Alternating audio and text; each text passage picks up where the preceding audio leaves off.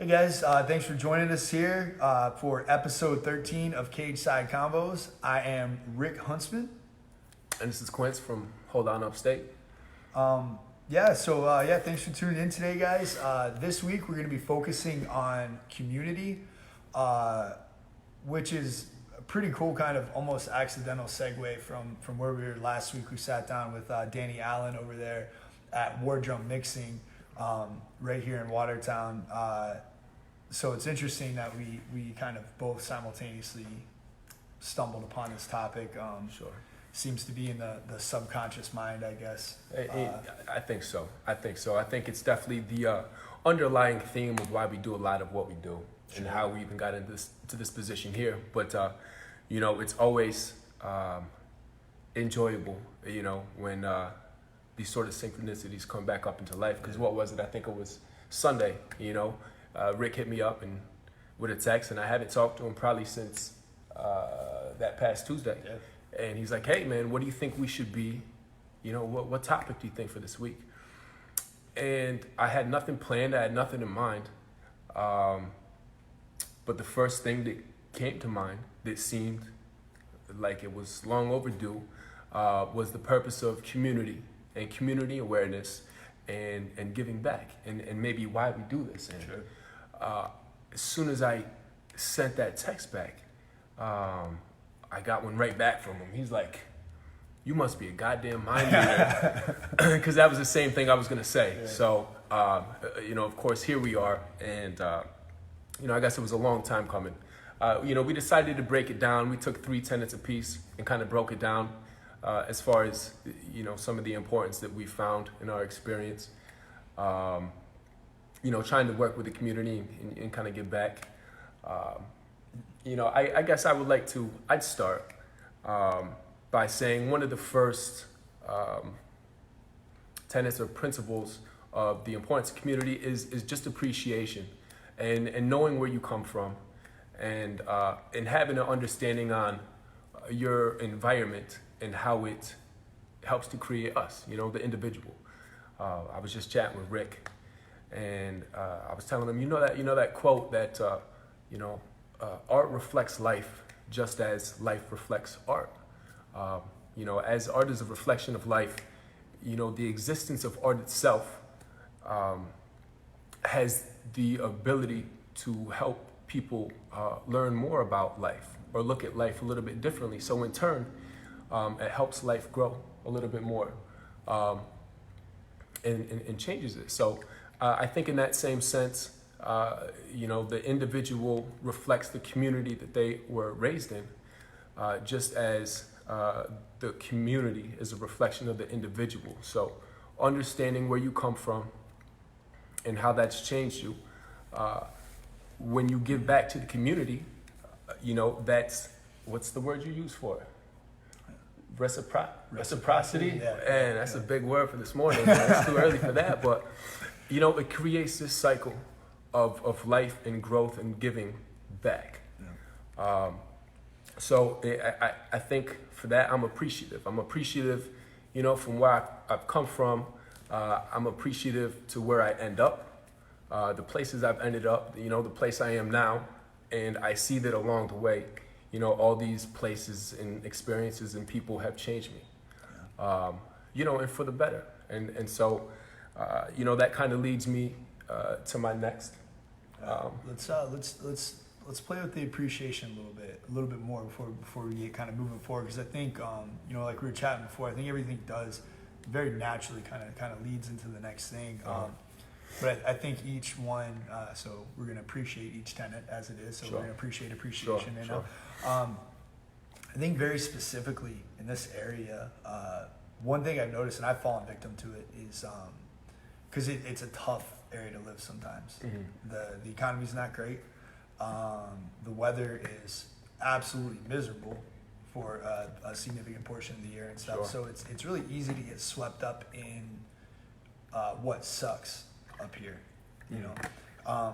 and one of the biggest things that happened when I first met you, and I got turned on to like the whole Hold Down Upstate movement, the idea of community, and a lot of that focuses around appreciating what you have instead of focusing on the negatives. Sure.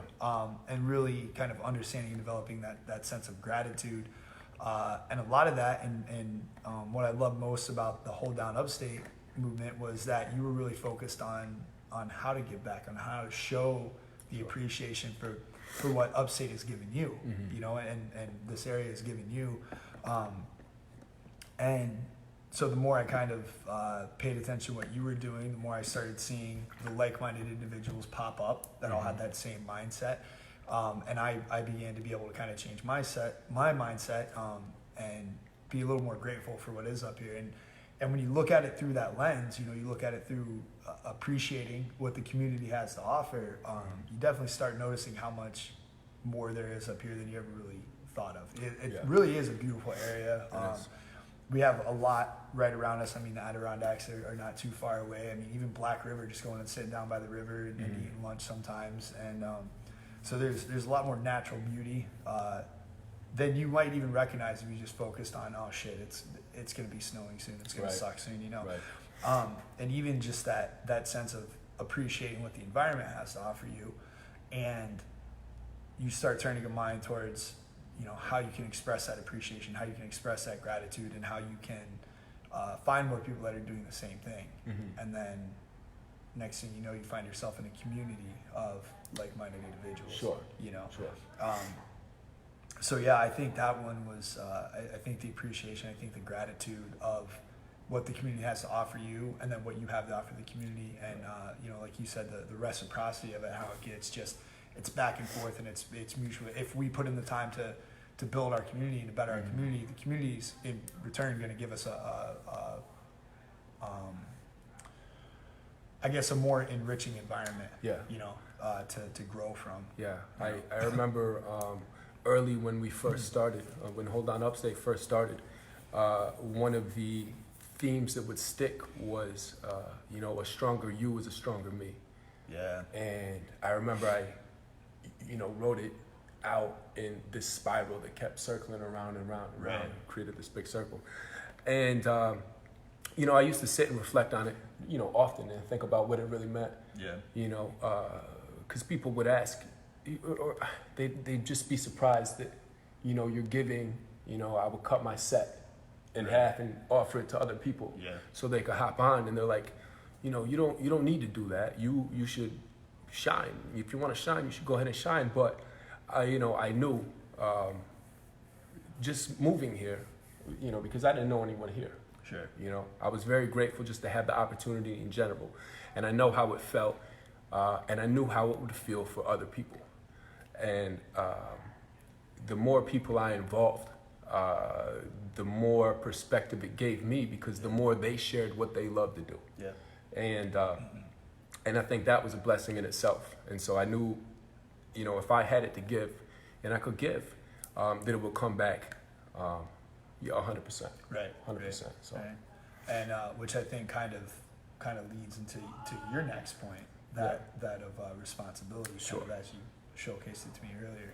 Yeah, you know, responsibility. Just as far as maybe the platform or the talent you might have, knowing that we benefit from the community we live in, and to not give back to that, even when we had the understanding, even when we gained all of this, I think is a disservice, certainly to the area, and a disservice to self. Responsibility, in my mind, in my eyes, is just the fact that not everyone might have the same voice, the same reach, or the same platform to give back.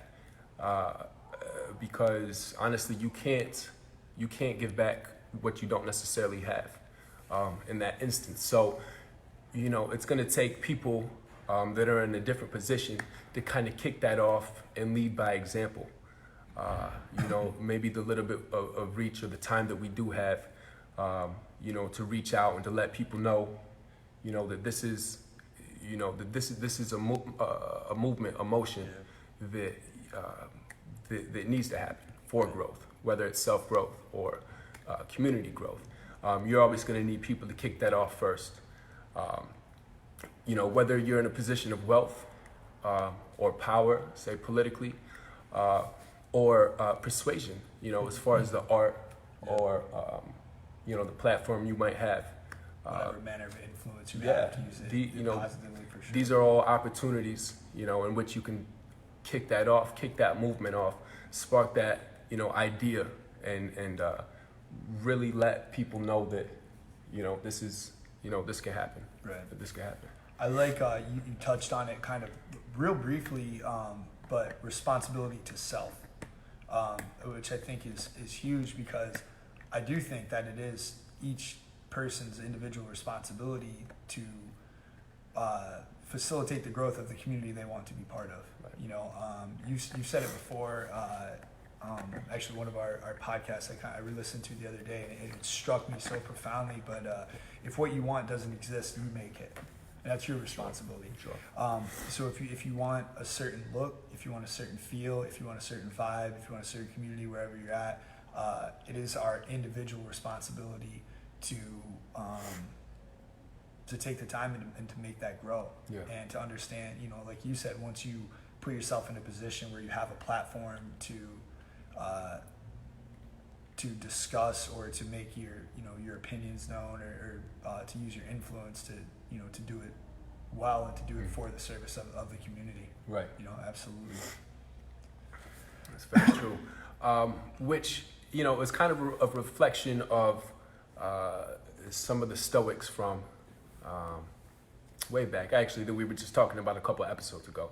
They believed that they believed in virtue. I think, giving back is a virtue.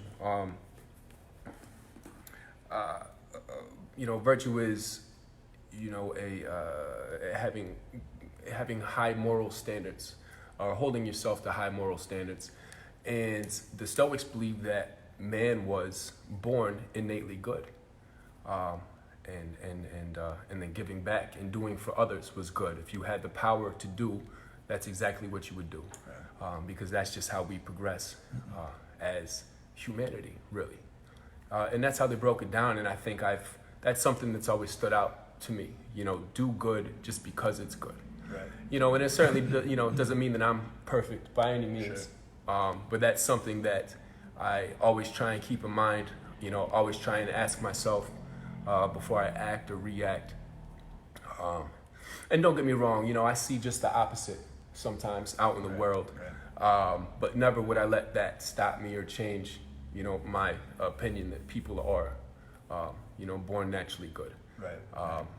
And I think that's plain and simple, doing the right thing just because it's the right thing. Sure. Rachel just chimed in. She said it sounds like an awesome communal ripple effect. And from over here, when I first read it, I thought it said communist ripple effect. Oh, he was getting ready. Not that I would say it wasn't maybe, but communal I think is definitely a more apt, appropriate word when talking of community. Thought it was going to get real heavily political real quick. A pretty interesting tangent to take from the sense of community for sure. But yeah, definitely that the notion of virtue, and like you said, even when you see people act poorly from positions of influence, it doesn't necessarily stray me from the belief that people are intended to do good, right, and intended to do good, not just for themselves, but for those around them, right. Kind of that sense of inclusion is kind of one of the bullet points I popped up with, I think that the most virtuous aspect we can develop is a genuine desire to do good for everybody, and not necessarily just for a small specific group of people, or specifically for people that can benefit us long term. Sure. Just doing good for the sake of doing good, and helping others better their lives, better their station, find their purpose, whatever form that takes. But just being kind just for the sake of being kind. You're right. Right. so like you talked about how, especially early on, when you first started doing shows and stuff up here, and you'd find guys that you wanted to put on, and you had the platform to put them on, you cut your set short, Right. you know. And I mean, a lot of people are, you know, maybe they'll have one show, maybe they'll drop off, maybe they'll go on to do big things and stuff, but it's never with the mind that, okay, well, I'm gonna let this guy jump on because one day he's gonna be big, he's gonna take me to the top. You know, Right. it's more, okay, you know, hop on because I got the time. I don't need all this time. You know, understanding what we need versus what we want, and if we have more than what we need, you know, there's no reason we can't share it a little Sure. bit. You know, and like you said, whether it be a speaking platform, a performing platform, wealth, power, influence, whatever, you know, whatever you have more of, Mm-hmm. you know, and it's probably a more virtuous aspect to want to share and to include. You know, others. and a lot of these people from day one are still very good friends of mine to this day, and they're like family. And you know, to be able to watch either people grow or groups grow, and have that genuine feedback. Yeah. Has been something that, you know, added to my life that is, you know, is priceless. Yeah. It, you know, it really is. Having that true, you know, getting that true connection, Yeah. you know, from giving back like that. Yeah. Crazy how often that word pops up when we talk. Which one? Connection. Connection? Yeah. Yep. And I think, I mean, finding that connection to people. So we talked about this a lot when we talked about art. We did the conversation, the artist within us, right? Yeah. About how if you expand your definition of what art is wide enough, you'll find that you can include pretty much everybody. Everybody has some sort of artistic expression. Sure. And if you focus on discussing that and talking about that, all of a sudden you find you're much more connected to them. You know, and Yeah. I think the same thing. So you talked about the parallels between, so art reflects life, Yeah. and use that as a parallel for how the community reflects the individual and vice versa, right? Sure. I mean, you can expand the definition of community or what you look for in focusing on the similarities of people. You know, what do you want out of life? Well, I just want to be happier. Well, Right. how are you going to be happier? Well, it'd make me happy if I could express my art. Okay, well, I have a platform for you to do that. Right. You know, come to my show tonight. I'll let you do, even if it's just 2 songs. Right. You know, and stuff like that means a lot to people. You know, and it resonates with people, and it really forms a long and a real and a lasting connection. You know, because you didn't just, you know, you didn't just give them a place to be. You gave them a place to be themselves. You know, and I think that's a lot of what the establishing a real sense of community is. Yeah. You know, Brene Brown is who I got this next kind of bullet point from, but the opposite of belonging is fitting in. Yeah. So I said how you gave them a place to be themselves. Yeah. Right. So that's belonging. When you find somewhere where you can comfortably and wholly be who you are and who you want to be, that builds a sense of belonging. And that's the truest sense of community that I would like to see kind of propagated, you know, is this notion of belonging, of be yourself, and be comfortable here, you know, whereas fitting in is when you craft your mind and yourself around what you think other people want of you. Mm-hmm. You know, and that's not community. That's a clique. That's a tribe. You know what I mean? Like you have to be like this to fit in with us, or else you don't belong. But it's not really a sense of belonging. Right. I like that a lot. And I think it's a really powerful distinction, because I don't think there's anything wrong with kind of that tribe mindset and finding like your family and this is my blood and these are my people. And that's awesome. But I think that kind of mindset kind of ends in a more of a focusing on differences. Mm-hmm. You know, like you're not from here. You're not from my neighborhood. You're not from my state. You're not from my country. And so it's a difference, right? Whereas you focus on the similarities and like, okay, well, we both grew up in different neighborhoods, but you know, we both express ourselves like this through art, or we both express ourselves like this through training, or through whatever endeavors you can find, whatever similarities you can find. And then you find that, okay, I can be myself. I can have a different opinion from you, right? I can be from a different neighborhood. I can be from a different country, right? But we can still get along. We can still belong together. We can still belong to the same community because we focus on what's similar and how we can mutually make each other better and the world around us. Yeah, you know, and I think that's just a mature way Right. You know, of moving forward. What you were speaking of before, as far as separated by differences, sounds like high school. Yeah. You know what I mean? Yeah. It sounds a lot like high school. Sure. So, you know, like you said, it's not, you know, having your tribe, having your people. Right. That's a good thing. But, Right. you know, to level up on that is understanding that we all go through, we all go through it. Yeah. You know, yeah, whether yeah, it's the absolutely. area we live, we all go through that cold. Yeah. Or the fact that there's nothing to do. Yeah. Or the fact that there's not a lot of money to be made around here. So we're all going through these, you know, in our own time, but yet there's still, you know, we share these emotions. But being able to find what we have in common Yeah. and build upon that, not only do we get together with more people that way, but we get to move further. Yeah. I think Yeah. there's more of a longevity, you know, Right. including more people. Right. And and kind of, you know, to your point that everybody goes through that, the kind of the tribal clique mindset or whatever, you know, and I don't think there's necessarily anything wrong with having that, you know, because I know there's a small group of people who are really close to me. When I want to spend time with family, like those are the people I'm gonna go to. Sure. But growing outside of that is, you know, and constantly looking for this sense of community and looking to cultivate that and find similarities and find things to commiserate on or struggles to share, whatever, you know, whatever similarities I find with other people.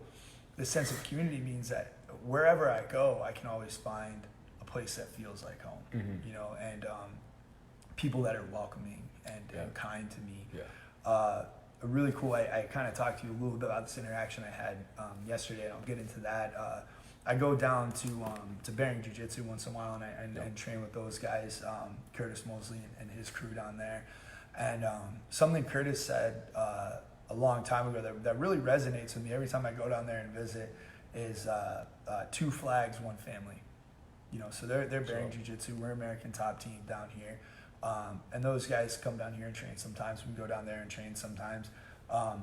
And, you know, we represent different gyms and stuff, but the one family notion is really that sense of community. Because what's our commonalities? We want to train and we want to get better, you know, and there's no real need to differentiate between the gyms. You know, like they have their family down there, and when they want to spend close family time, they train down there. Sure. When they want to find that sense of community or they want to cross train, they have somewhere else to go and still be treated like family, you know, and still be treated like friends, and they show us the same kindness, you know, and so that's a very good representation of the similarities. Sure. You know, and then so I've made, you know, obviously made friends down there and stuff, and my buddy Guy Javaroni down there, he again, he's a man that I credit with the establishment of Day One as a social media front. You know, had great conversations with him. He's one of the most kind individuals I've ever met.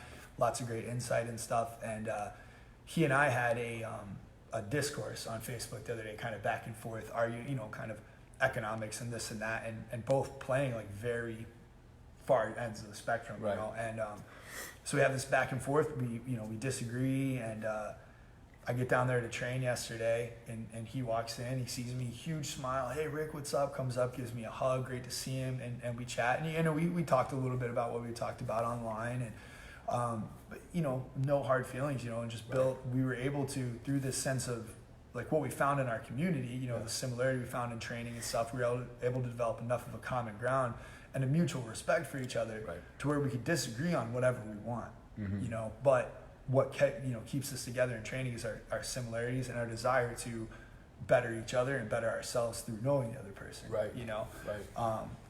So even that, I love that just little glimpse in, you know, kind of daily life. You can disagree with people as much as you want. Right. You know, but if your truest desires are the same, to benefit, to grow as a person, to help other people grow, and to develop that sense of that feeling of community, you can talk about whatever you want with whoever you want, disagree as much as you want, and still work towards that goal together, which is amazing.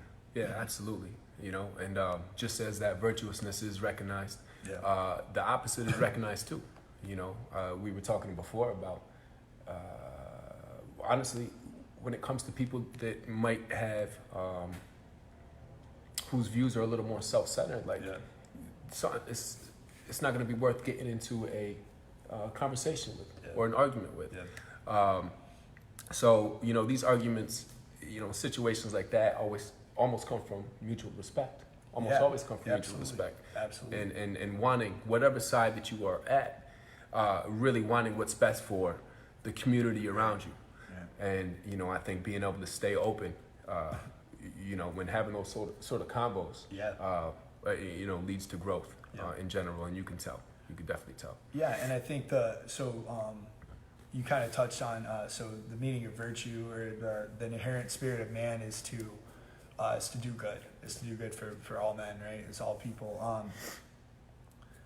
and that's, I think, a truth. Mm-hmm. I believe that's a truth, and so the most virtuous thing you can do is seek truth. Sure. Whether you're right or wrong, you want to find out what's true. Mm-hmm. So through conversations like that, it doesn't matter necessarily who's right or wrong. You hear their opinion. You always have to have that open mind. And if you can't have your opinion change, why are you having the conversation? Right. Like there's at least some small percentage of a chance that any conversation, any disagreement I have with anyone, Mm-hmm. I can be proven wrong and I can change my opinion. Right. So kind of the virtue of finding truth, Mm-hmm. which my jiu-jitsu coach, Paul Elliott, kind of turned me on to that mindset. A couple of years ago, we were hanging out after class one night. He and I just training together and kind of had a conversation. And he was telling me about a discourse he'd had with a really good friend of his, someone who, again, a complete, opposite end of the political spectrum. And, Sure. which that's when tensions tend to get high, Right. But he said that, that's how he felt. He didn't care if he was right or wrong. He just wanted to find what was true, Mm-hmm. And it just so happened that he was always right, which is kind of Imagine that. But yeah, I think I think there's that search of truth and mutual respect and understanding that people's truths are going to be different based on their opinions and life experiences, but being accepting and willing to hear that, and I know that you can be better from having those discourses. Yeah, absolutely. That's the only time you're really going to get growth from it. I read a passage from a writer, Gore Vidal, and he said that, you can't convince people of something who are paid to believe otherwise. Sure. That they're not there to listen. You know what I mean? Right. They're there to stand their ground, or hold down their fort, for their tribe. Right. And that's fine, but that's something I'm certainly going to call out, when I see it. Sure. And even if calling out is me walking away. Right. So yeah, you can't convince someone who's paid to believe otherwise. Sure. There's no growth in that. Right. Yeah, and especially with people from different backgrounds, different experiences, different opinions, different beliefs and stuff. Mm-hmm. The only true way to develop a sense of community is to find a commonality. Yeah. And honestly, even agreeing to disagree a lot of times is enough of a commonality to grow together and to learn from each other, and just having a mutual respect. Yeah. And when it gets to that point of someone is just so vehement to defend themselves and not want to listen, like you said, they're not there to listen, and whether paid to believe otherwise, and you can take the metaphorical approach to that, and Right.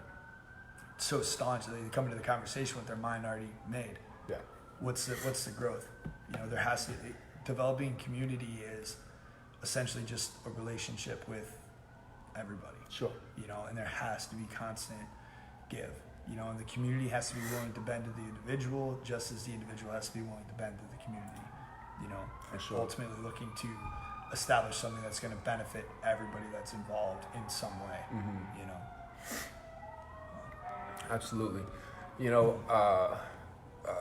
Growing up, so even thinking about the topic of community and maybe why we do what we do, I was kind of meditating on it, and I just remember growing up, and certainly when I first came to upstate New York as a kid from down south, and myself and my family, it was apparent, looking around, there weren't a lot of people that looked like us. There was a lot of time that we kind of felt secluded or isolated, as we were coming up, and it was my grandfather who was he was a pillar in the community, and he was a music teacher, and he used music as his platform to reach people. So he was a music teacher. He started multiple choirs, bands, symphonies, and he would throw these shows every weekend in whatever small community, was, around the area in which we lived. And it would be a Sunday, and he'd come over, he'd stop by, he'd pick us all up, and we'd help him set up, 50 to 100 chairs, for some of the older people. We'd help him set up the equipment, and there was purpose for us. And so we'd set this up, and people would fill in, and the whole town would come together, and it was, based around music, but really it just gave people a reason to come out and to be out and to chat about what's going on, whether they're talking about their day to day or their dreams or their appreciation for music or appreciation for the outdoors. It doesn't matter. It's the fact that people were able to come out and get together. Whatever connections built from there are the ones that, they got built. But he did his part. He played his part in using that platform to reach out to people. And I remember it was these shows and these concerts and things like this at a young age that made me really feel a part of the community. Yeah. A part of these people coming together. And as a kid growing up and feeling so isolated and knowing that we were different and knowing that we were broke, none of that stuff mattered, once these shows were going on. And, just this past weekend when we put out the message or the post that he probably wasn't going to make it through the weekend, we just got stories upon stories upon stories of the amount of people that he touched. And we sat in the hospital and we were just reading each one. And these were people, the majority of them we didn't know. Yeah. You know what I mean? And they were like, oh, Red taught me in school years ago. And one time he told me this. And I didn't think I would ever want to sing or sing in public. And he told me this. And now it's something that I had loved to do ever since. Yeah. Or playing an instrument. And from every stage of this person's life. And we're talking like 75 to 100 stories at least. And these aren't, not everybody necessarily puts their input in. Yeah. So, even earlier when you and I were talking about, you said something like, sometimes, we give back to the community or people give back to the community and you don't know if it's being reached or being heard. But yet we keep doing what we do anyway out of love, appreciation, inclusion, or virtue. And having the opportunity to look back and see what an entire life does and what that adds to the world and the community, I mean, it's amazing. Yeah. It's overwhelming, to say the least, for sure. Yeah. For sure. Yeah, it's such a beautiful thing to see that, just the selflessness and just the, like you said, a lifelong desire to just make a difference and Yeah. So I mean, it does count for something. Yeah. I've seen it. I saw it when I was younger. I've heard stories of it from people older than me, and I certainly see the difference being made even now. Yeah. Just taking a step back. So that's incredible, man. Yeah. I think that's a good place to wrap it up right there. Wrap it up. Yeah, absolutely beautiful story, man. Sure. And, just it really reinforces the necessity of community and absolutely looking to do what you can to kind of make a difference. Yeah. I love it. Absolutely. For sure.